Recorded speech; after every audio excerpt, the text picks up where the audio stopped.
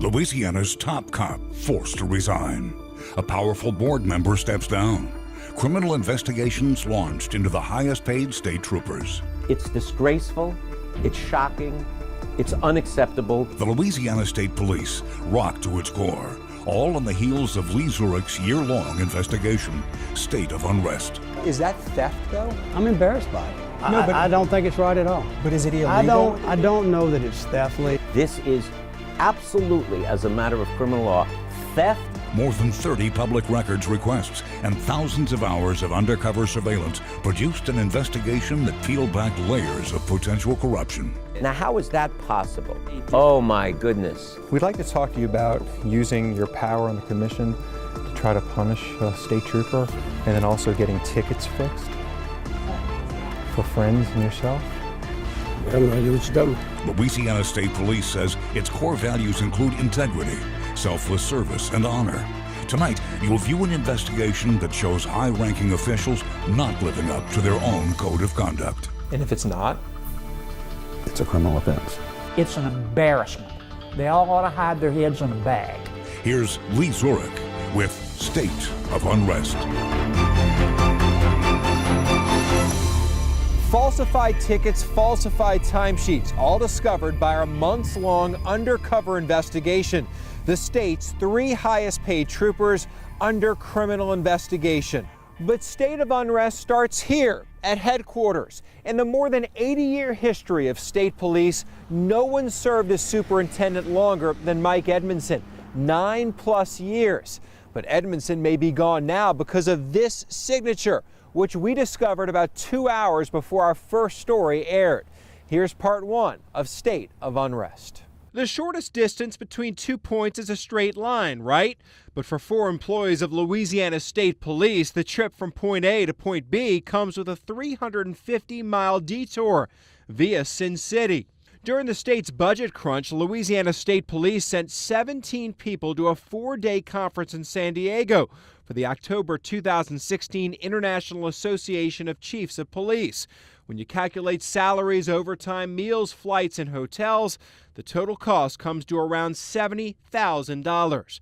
But 4 employees' trek out west raises serious questions about an organization where integrity is a core value. State Police sent these 4 employees, Darrell Williams, Rodney Hyatt, Thurman Miller, and Alexander Nezgodinsky, to the conference in a state police vehicle.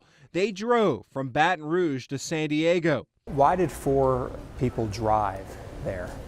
We were going to rent a car while we were there.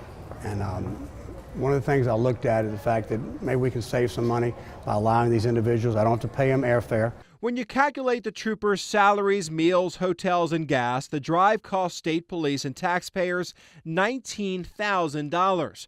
That doesn't include the costs once they reach San Diego. Comparatively, flying instead of driving would have cost a total of $5,000. And that includes a car rental in San Diego. Who thought driving there was going to be cheaper than flying them there? Well, when you first looked at the airfare, which was $300. Well, depending on when you bought that airfare, Lee. Look, I understand that. Let me tell you something. I don't agree with it. But someone okayed it. I don't like it. I know that. And Who I'm okayed it? looking into that now.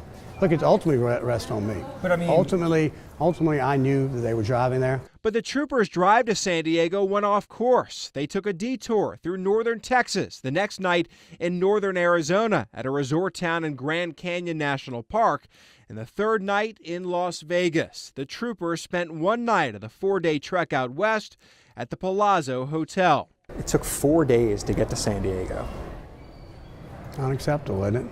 On day 3 of the trip, the 4 drove from Tusayan, Arizona to Las Vegas. According to Google Maps, that's a 269-mile trip, about 4 hours. But 3 of the state troopers put in for a 12-hour workday.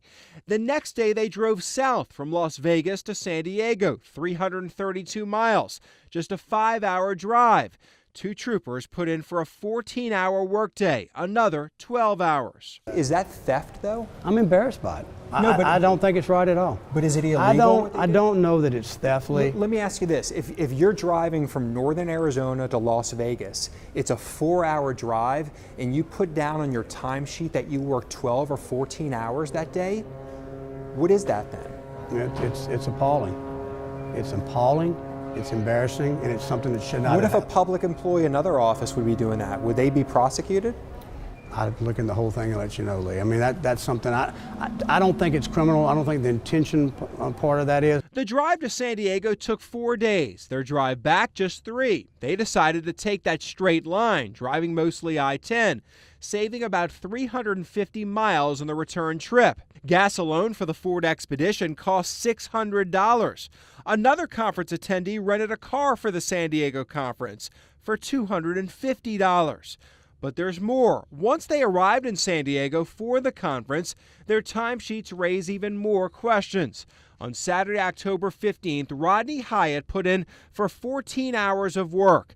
That's his normal day off, so that's 14 hours of overtime for that one day, $1,000 of pay. But compare that to other conference attendees. Trooper Thurman Miller put in for 8 hours. Major Michael Lane Barnum, 4 hours. Captain Greg Graffia, 7. Again, Hyatt put in for 14 hours of work.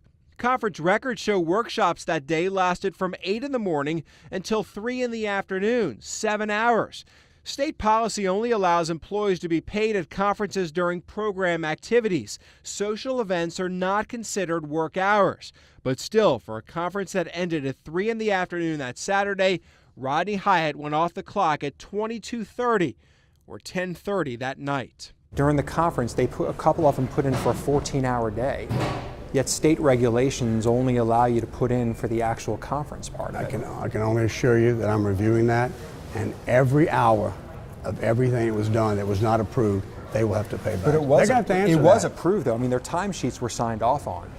Someone signed their timesheets. Their supervisor is going to have to answer to me why they signed off on that. Is anyone And going to I'm be personally review that? Is anyone going to be suspended? I mean, is that Well, I want to get the facts.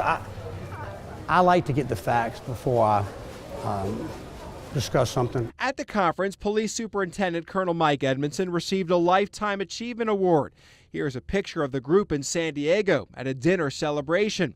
At one time, another state police employee was going to be nominated for the award, Major Carl Cezanne. Here's one letter of recommendation for Cezanne that details his dedication to law enforcement. But Cezanne's nomination was never submitted. Edmondson's was. And he took more than a dozen state employees on the trip. I did not know that someone else was even being considered. My department nominated me, and my peers elected me to receive that award. Edmondson says the 4 employees who drove will repay all of the overtime and the money spent in Vegas.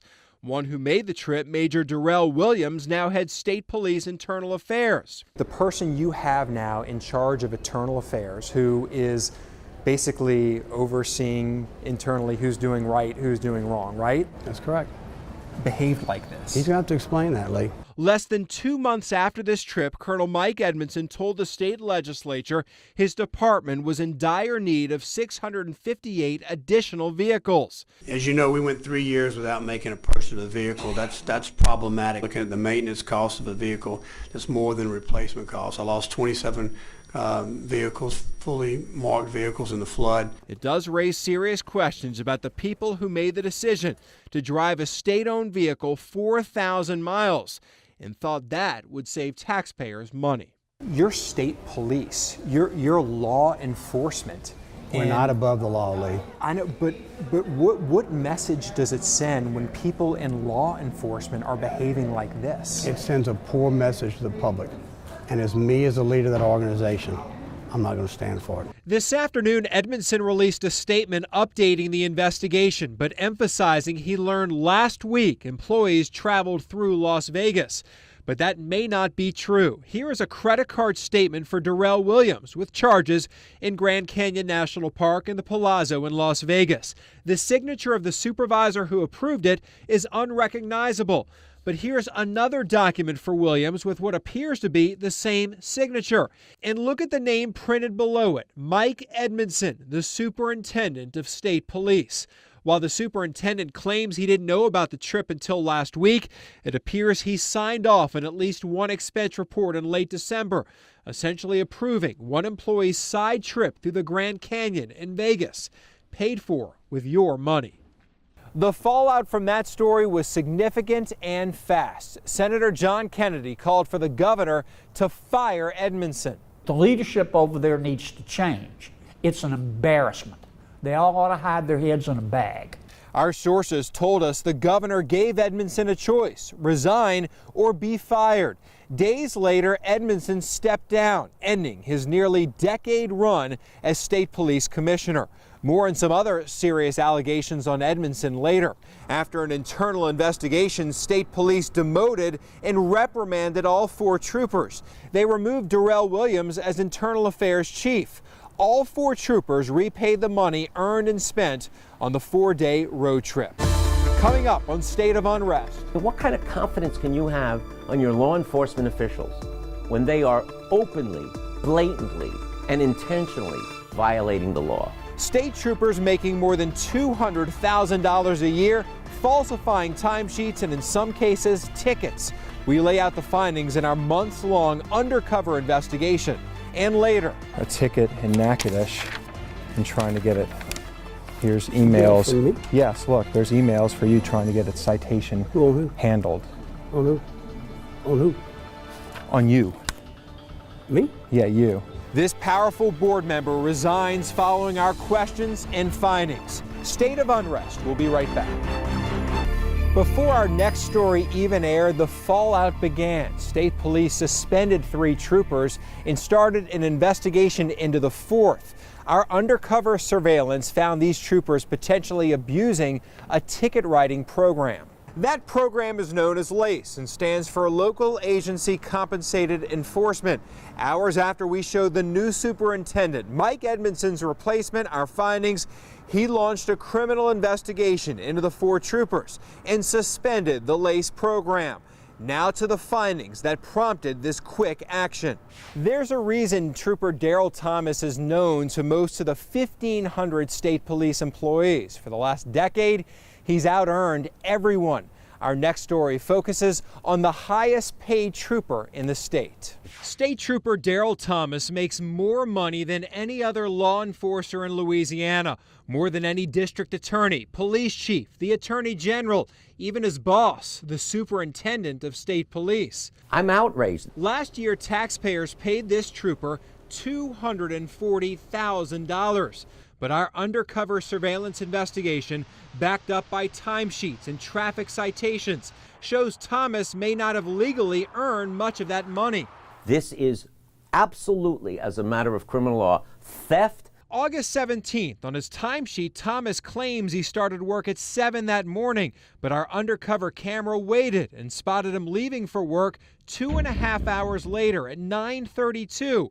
For 152 minutes, Thomas stayed at home while earning money from taxpayers. When you're paid, you should be out there patrolling, Absolutely. doing your job. You should be patrolling or doing a patrol function. We had an undercover camera at Thomas's house for 12 different work days over the past few months. What we found, for all 12 days Thomas claimed hours on his timesheet he didn't work. You don't have to take a class in criminal law to know that you can't submit fraudulent timesheets. September 4th of this year, Labor Day, Thomas billed taxpayers for 16 hours. The first 6 hours he worked a ticket writing overtime shift in St. Charles Parish. Then from noon to 10 p.m., his timesheet shows he worked his regular state police shift. But our undercover camera caught Thomas at home from 11:10 until 5 p.m.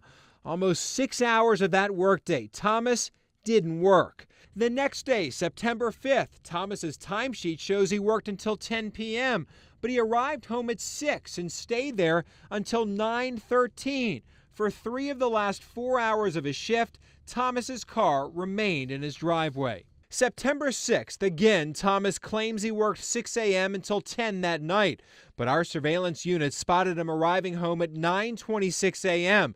He left at 12:43, but less than 6 hours later, he once again pulled into his driveway, and his car stayed there for 3 hours until he left just after 9 p.m. Of the 16 hours Thomas billed taxpayers that day, 6 of them he remained in his house. The allegations are very concerning here. They're very troubling. After we brought our findings to State Police Superintendent Colonel Kevin Reeves, he placed Thomas on administrative leave and launched a criminal investigation. We have to conduct an investigation here to see exactly what we're looking at with these troopers. What we've seen on the camera is of great concern. Thomas has historically been the highest overtime earner in the state and is consistently ranked among the state's highest paid employees. The last 2 years, he's made $240,000. Each year, that included $147,000 in overtime. The numbers are startling. That means Thomas billed taxpayers for, on average, 83 hours of work a week. These are red flags that are screaming to somebody to look into. Those overtime levels caught our attention 7 years ago when we asked then State Police Superintendent Mike Edmondson about Thomas's workload and overtime. Know him well, good trooper, very hard worker. I can assure you every one of those hours he put down, he worked. Edmondson guaranteed his work product then, but now we have proof he may not have worked all of the hours he claimed. You're committing payroll fraud and you're being paid like executives are being paid. This is not the first time a question has been raised about Thomas's timesheets. 20 years ago, Thomas received a 4-day suspension for a discrepancy in his timesheet. They caught him claiming work on his timesheet he never performed. Yes, it is payroll fraud. There's no doubt about it. Every day our surveillance camera spotted Thomas, he had discrepancies. August 8th, 10:25 a.m., his car at home, while his timesheet shows him working a seatbelt enforcement shift. August 18th, he's home from 11:20 through much of the afternoon, even though he claims to work a 7 a.m. to 3 p.m. shift.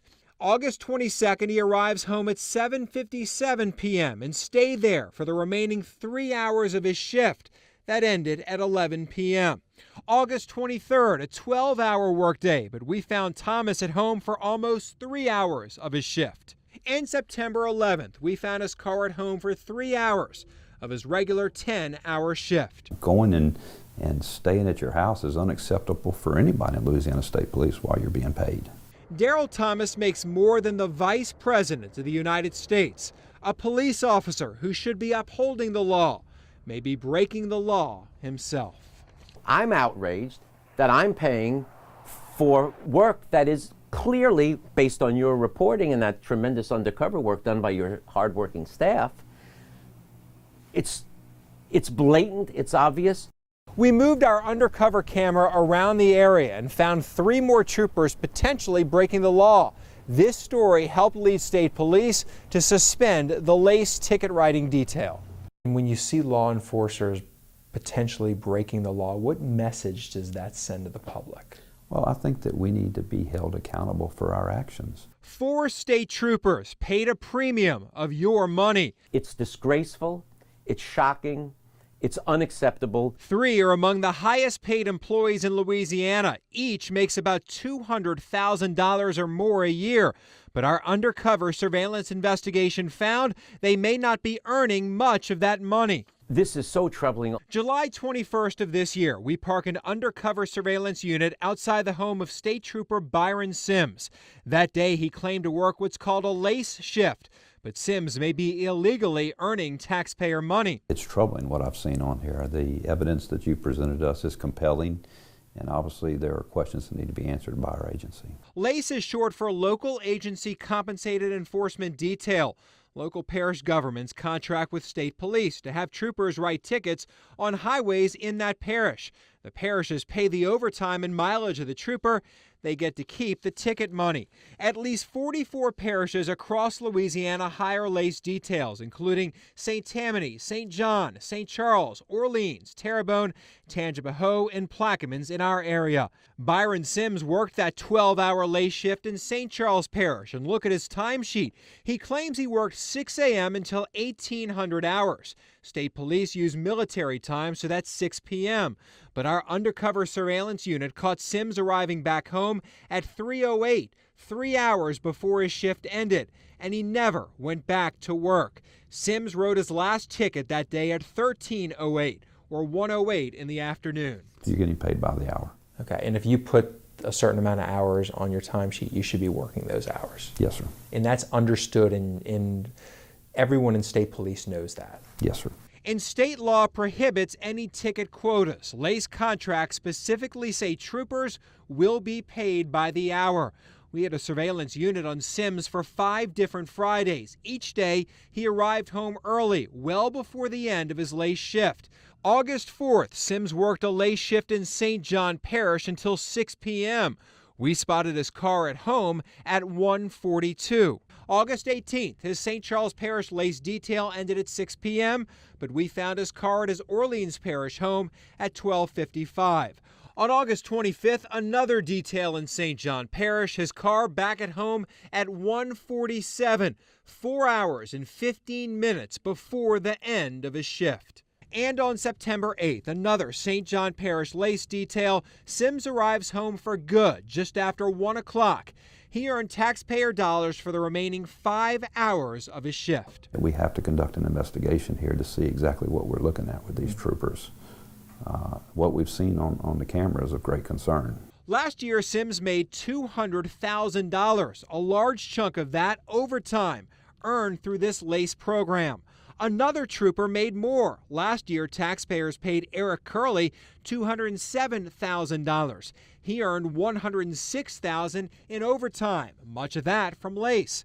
On August 16th, Curley worked a 4-hour Lace shift in St. Charles Parish from 4 to 8 p.m. But our undercover camera caught him leaving his house at 5:37, 97 minutes into his shift. On August 21st, Curley worked a 5 to 9 p.m. Lace shift in St. Charles Parish. He left his house at 5:35 and arrived back home at 8:43. Should there have been more oversight in all of this? I think that we need to look at that, and this brings up some interesting questions and some dilemmas that we have concerning our Lace program and our overall operations. The state police superintendent says he's suspending the Lace program pending an investigation into the operations. I think that we need to go back, as I said before, and evaluate the whole process and see where we're at, how we're doing our business, what we're doing, and if we need to make any necessary changes from top to bottom. He's launched a criminal investigation and placed Eric Curley and Byron Sims on administrative leave. What kind of confidence can you have on your law enforcement officials when they are openly, blatantly, and intentionally violating the law? Our undercover surveillance also tracked Trooper Sean Boyd. On August 8th, Boyd returned home just after 5 p.m., but his Orleans Parish Lace shift didn't end until 6 p.m. Boyd wrote his last ticket that day at 3:10. 2 years ago, state police suspended Boyd for 4 weeks without pay. They found Boyd didn't work Lace details claimed on his timesheet. But there's more. Our investigation has taken most of this year to complete. We've had to do undercover work, request timesheets and tickets to see if our surveillance produced any findings. We started requesting records on these 4 troopers over the summer. State police tells us as a courtesy, when a record is requested of a specific trooper, they notify that trooper. So according to state police, these troopers were aware of our investigation, yet our undercover surveillance still caught them, possibly breaking the law. They knew since for the last several months that we were looking at them. That is my understanding. What does that say? I mean, that's pretty bold. If they knew we were looking at them and yet they still act like this? It's certainly it's of concern. The names and numbers stick out on the state police payroll report. The 3 highest paid employees, Daryl Thomas, Eric Curley, and Byron Sims. Our extensive investigation has found all 3 may be improperly earning your money. If this evidence is true, that they were not working those hours, and they reported those hours, and they sought and obtained remuneration for those hours, that is theft, period, end of story. You don't have to be a genius to know that. That's theft. They should be prosecuted. The cover-up is sometimes worse than the alleged crime. In this case, it may be just as serious. Now, how is that possible? The guy got a... Oh, my goodness. A trooper can't be in 2 places at one time. The shocking findings when State of Unrest returns. We showed you this potential payroll fraud with timesheets in our surveillance video. But as we discovered that possible fraud, we always filed a subsequent request for the tickets that trooper issued. Those proved to be valuable requests, as you'll see in our next story as we continue our investigation into the highest paid trooper in the state, Daryl Thomas. September 6th of this year, traffic tickets show Trooper Daryl Thomas wrote a citation at 10:45 in the morning. Now, how is that possible? The guy got a different... Oh, my goodness. Not possible because at the time Thomas says he wrote that ticket in St. Charles Parish, our undercover surveillance spotted his car about 40 minutes away at his Harvey home. Wow, that's unbelievable. The next day, September 7th, Thomas claims he wrote a ticket at 11:10 a.m., the same time our undercover surveillance unit recorded his car at his house.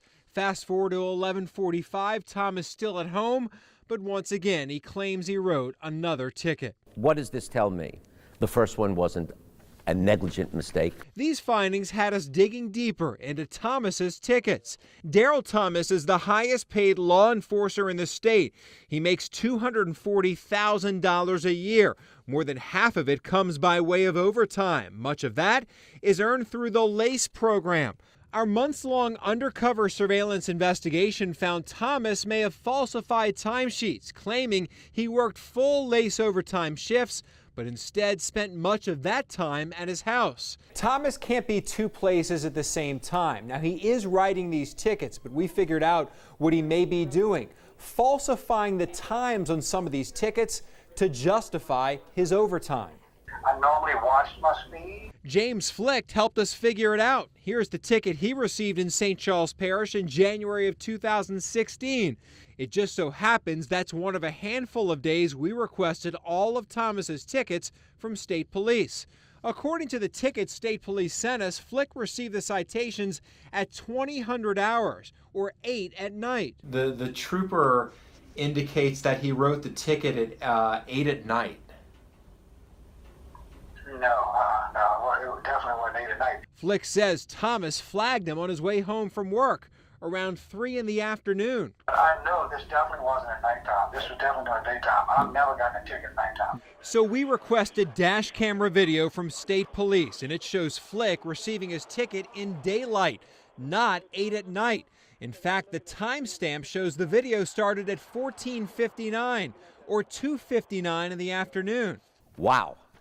That is really amazing. I mean, that establishes to me that this was a preordained, thought-out plan to falsify the citation records for the purposes of obtaining compensation under the LACE program. There can be no other explanation when you separate the two out.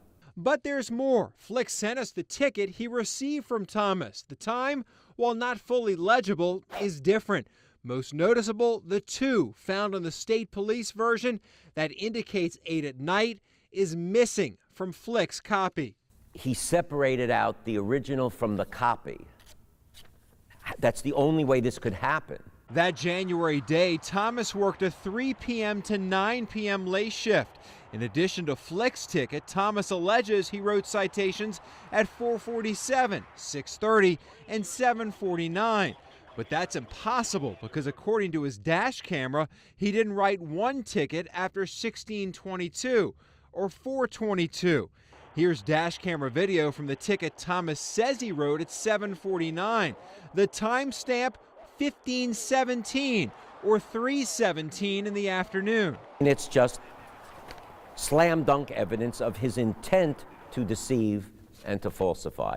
And in any criminal matter, intent is important. It seems to me this establishes his intent both to falsify, which is itself injuring a public record, that's a separate crime, but also to aid and abet him and support his efforts to engage in theft by submitting falsified timesheets for the LACE program.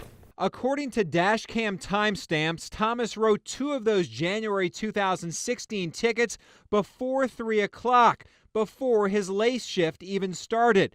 The B on the ticket indicates it's a LACE ticket, but Thomas wrote them while on his regular state police shift. Can you work LACE when you're working a regular shift too? Absolutely not. You can't write a LACE ticket during a regular shift? Absolutely not.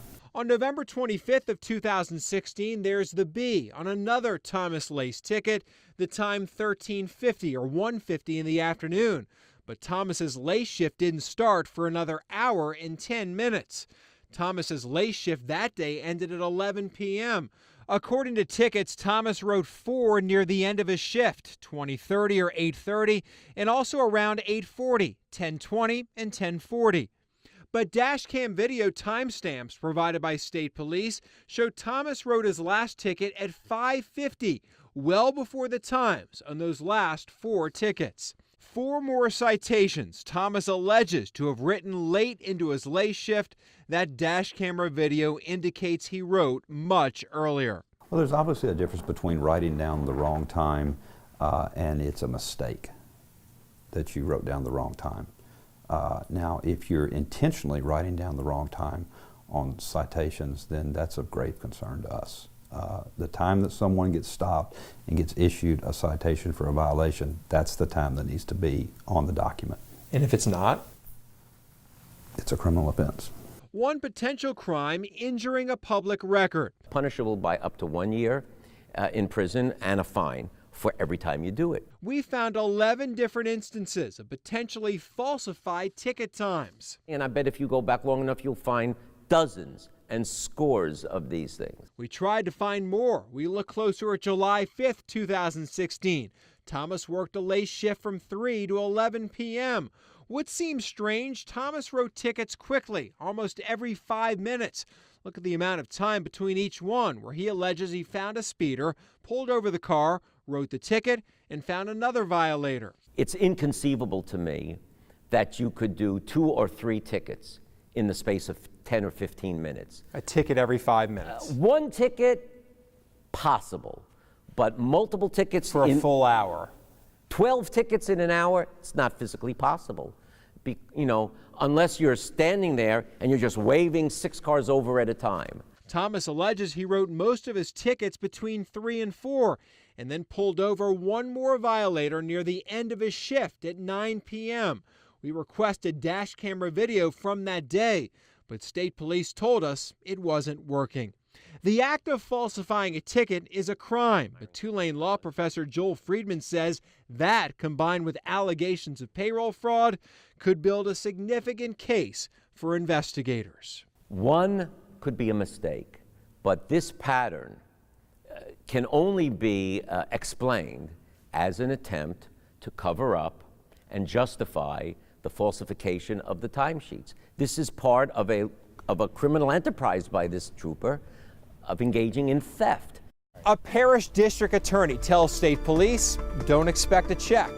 I expect those troopers to be enforcing the law. More fallout and more findings from State of Unrest when we return.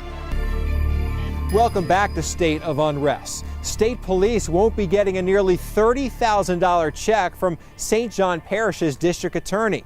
The videotape that you showed me, as well as the information you presented to me in your files, is something that absolutely has to be addressed. When we brought our findings to the St. John DA, 3 of the troopers under criminal investigation worked lace details in that parish. Right now, St. John has 2 outstanding invoices from state police. They're withholding $26,000. St. John paid Trooper Byron Sims $78 an hour, Eric Curley $71, Daryl Thomas $64 an hour. The DA says all outstanding payments for those trooper services will not be paid. They are paid on their hour, and we expect a return in our investment. That's what the taxpayers expect as well. Our undercover investigation started with a tip that some troopers may not be working a full lace ticket writing detail shift. But as we set up our surveillance units, we discovered some also may be doing the same thing on their regular state police shifts. We already showed you findings on Daryl Thomas, but there's more. August 21st, 20 minutes before his state police shift ended, Trooper Eric Curley pulled up to a Kenner house, dropping off a child in his police vehicle. According to his timesheet, Curley stayed on the clock until 4 p.m., but dropped off the child at 3:40. 5 days earlier, August 16th, Curley arrived home at 2:56 p.m., but according to his timesheet, state police paid him for an additional 1 hour and 4 minutes of work. When you start a shift, we expect you to finish that shift, and during the shift for you to be out there doing what the public's paying us to do, providing a public safety product to them. On August 22nd, Curley's shift started at 6 a.m., but he didn't leave for work until 6:46. August 1st, Trooper Sean Boyd worked an overnight shift. His timesheet says he went off the clock at 6 a.m., but we found his vehicle returning to his Harvey home at 4:45, 1 hour and 15 minutes before the end of his shift. August 2nd, again, Boyd's shift ended at 6 a.m., but he returned home at 5 a.m., an hour early. And August 9th, Boyd's timesheet shows a 6 p.m. to 3 a.m. workday. We found Boyd leaving at 6:42 p.m., 42 minutes late, and ending his workday at 1:54 a.m., 1 hour and 6 minutes before the end of his shift. On June 29th, State Trooper Byron Sims billed taxpayers until 5:30 p.m. We found his vehicle at his West Bank house at 4:10. State Police says supervisors are responsible to monitor troopers, but says it mostly comes down to an honor system. They're spread out all over. We do our best to verify where our employees are, but you know, like with any organization, we have to trust that our employees are doing the right thing for the right reason and being where they're supposed to be. A powerful board member resigns. We'd like to talk to you about using your power on the commission to try to punish a state trooper, and then also getting tickets fixed for friends and yourself. I have no idea what you've done. Calvin Braxton actually did know what we were talking about, and it forced him to resign from his board position. That story next on State of Unrest. The State Police Commission is basically responsible for policing state police. That board lost a powerful member after our investigation. Hey, Mr. Braxton, these are... Calvin Braxton is one of a handful of Louisianians with the weighty position of policing the police. This is the kind of public corruption that we talk about all the time in various contexts. This is just another example, and it's unacceptable. But Braxton has used his powerful position to get tickets fixed and threaten a state trooper who arrested his daughter. We'd like to talk to you about using your power on the commission to try to punish a state trooper, and then also getting tickets fixed for friends and yourself. I have no idea what you've done. It took Braxton a little time to remember making requests and threats law professor Joel Friedman calls sickening. It's entitlement, Lee. I work for the government. I'm entitled. I'm something special. The rules don't apply to me. December 4th, 2015, State Police Trooper Jason Linebaugh stopped Braxton's daughter at 6 p.m. in Natchitoches Parish. Braxton's daughter had a blood alcohol level of .139. She was charged with driving while intoxicated, speeding, improper lane usage, and an open container violation. In a report, the Troopy commander, Jay Oliphant, details how he called Braxton as a courtesy because he's a member of the State Police Commission, the regulatory body that governs state police and also hears appeals for officers' disciplinary action. In that report, Oliphant wrote Braxton said the trooper should have known who he was, and he should have given his daughter professional courtesy, as well as utilized discretion in not arresting her. You don't have a commissioner of an entity trying to use that authority to effectuate and force the body over whom you supervise to alter its operations to suit your personal needs. That's the definition, Lee, of abuse of power. But apparently Braxton had more to say. The commander wrote, Braxton stated it was fine if Trooper Linebaugh didn't help him because Braxton might not help Trooper Linebaugh if he gets in a bind on the job, which requires him to appear before the Louisiana State Police Commission. Remember, that's the commission the governor appointed Braxton to. What he's doing is attempting to use the power of his position as a commissioner overseeing the state police department to bring that power to bear on underlings in the State Department is an abuse of his authority. According to the incident report, Braxton stated Linebaugh needed to be reassigned to New Orleans for about 60 to 90 days to get his mind right, and added members of the State Police Commission are not to be touched. Braxton allegedly said neither they nor their families are supposed to receive tickets and things of that nature. Braxton allegedly told Oliphant if he did not have any more stroke than that, he was unsure what to do, but Oliphant wrote Braxton said he was not finished with the issue. This man really should be ashamed, and he should have resigned already. But there's more. Braxton also used his powerful position to get out of tickets. Braxton received a speeding ticket in Plantation Key, Florida. The executive director of the State Police Commission at that time, Kathy Durbin, wrote the Florida County Clerk asking for Braxton's ticket to be reduced or dropped. She wrote the request on commission letterhead and even kept Braxton updated by email. When she told him she would keep him posted, Braxton replied, "Okay." And Durbin wrote another letter to St. Landry Parish's sheriff to help with a ticket for Hunter Dubois. His connection to Braxton is unclear, but emails show someone from the Ford dealership owned by Braxton emailed Durbin, writing, "Mr. Braxton wants you to help with this." Braxton is copied on many of the email exchanges and even broke the news that Hunter's ticket was taken care of. A ticket in Natchitoches and trying to get it. Here's emails. From me? Yes, look, there's emails for you trying to get its citation handled. On who? On who? On you. Me? Yeah, you. And then when your daughter was arrested for a DUI, a trooper alleges that you were trying to use your position here to punish the trooper. Okay. All right. What was the outcome of that? Is that appropriate for you to be doing? What's the outcome? Huh? That's pretty good. Well, what's the outcome? The outcome is you didn't have the power to do it, I guess. Did I? Huh? Did I? But you tried. How did you According say? to the trooper, According you tried. To that's correct. Is that untrue? Is that untrue? According to the trooper, that's what he said. What trooper said that? Huh? That's not. That's. I don't know what you're talking about. Do you want to read it? Nope. I don't already looked at that. I looked at that. You like it? I've seen it. And? I've seen it. What are your thoughts on it? I have none. No comment. You have no comment? Do you think it's appropriate to do that? I have no comment. Do you think it's appropriate for a commissioner of the State Police Commission to try to get tickets fixed? I have no comment. To try to punish a trooper I have no for comment. arresting your daughter? He did his job. He did his job? Sure did. And what about your comments to the troopers? I have no comment to a trooper. We tried to interview Braxton minutes before last Thursday's State Police Commission meeting. This guy hit me with tickets. I don't know nothing about. If I did do tickets, I don't know. After we left, Braxton tried to address his fellow commissioners about our attempted interview.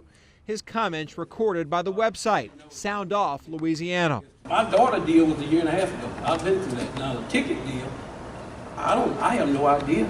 If I did, I did. Braxton's still unable to remember these emails and these letters that got tickets fixed. I got a wife. I don't have anything to have. Braxton closed with one last message for his fellow board members. It's over with. Let it run its trout line. Let it do what it got to do. People did what they did. The governor did what he did. I'm still here. The governor has known about the DWI incident for at least a year. The governor's office has known about this for a year and done nothing. Exactly. And that's unacceptable. In July of last year, the attorney representing the State Troopers Association sent a letter to the governor that detailed the incident and even included the entire incident report.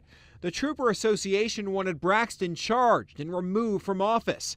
They never received a response, so again last month they sent another letter asking for a public hearing. I'm very disappointed so far in the governor's lack of response. If these allegations are true, Friedman says the governor needs to do one thing. You believe Mr. Braxton should be removed by the governor? There's no question about it. People have to be accountable, Lee, for their actions. But a year after finding out Braxton may have abused his power, the most powerful person in the state has remained silent. As a commissioner, you don't have a get-out-of-jail-free card. Absolutely you do not, and the honor of being appointed to this position should impose upon you internally a sense of propriety, and you should be bending over backwards to not do anything that even gives the appearance of trying to abuse your power. This is not bending over backwards. This is blatant. This is just a blatant abuse of power. State of unrest will have a lasting impact on state police. Days after our story aired, Calvin Braxton resigned from the State Police Commission. Mike Edmondson ended his 9-year run as State Police Superintendent. A state police report released a few weeks ago raises even more questions about Edmondson's character. Even after we spotted his signature approving that side trip, Edmondson denied knowing about it. But this state police report says it was obvious Edmondson was aware. Edmondson was not honest with us in that interview. The report says Edmondson deleted text messages from one of the troopers' cell phones with the intent to cover up his knowledge of the trip. Trooper Rodney Hyatt told investigators after the trip Edmondson took his cell phone and went to the settings feature and manipulated the settings to delete any text messages older than 30 days. Hyatt's proof Edmondson knew about the trip was deleted, but Hyatt's wife still had her messages. Pictures sent to Edmondson from the Grand Canyon and Hoover Dam. The troopers told Edmondson it's been fun, and at one point Edmondson responded, "Y'all better get to San Diego." Legal experts say Edmondson's actions could gain the attention of criminal investigators. State of Unrest already launched one criminal investigation into 4 state troopers. The East Baton Rouge Parish Sheriff's Office has joined that investigation and subpoenaed us here at Fox 8 News for copies of our video. The LACE program has been suspended. The new head of state police expects it to be reformed whenever it does return. State of Unrest was a year-long, complicated investigative series to produce. We filed more than 30 public records requests this year for information from state police. The records in our video produced a series of stories that raised serious questions about whether officials in law enforcement were violating the values they promised to uphold, leaving state police in a state of unrest. Thanks for watching.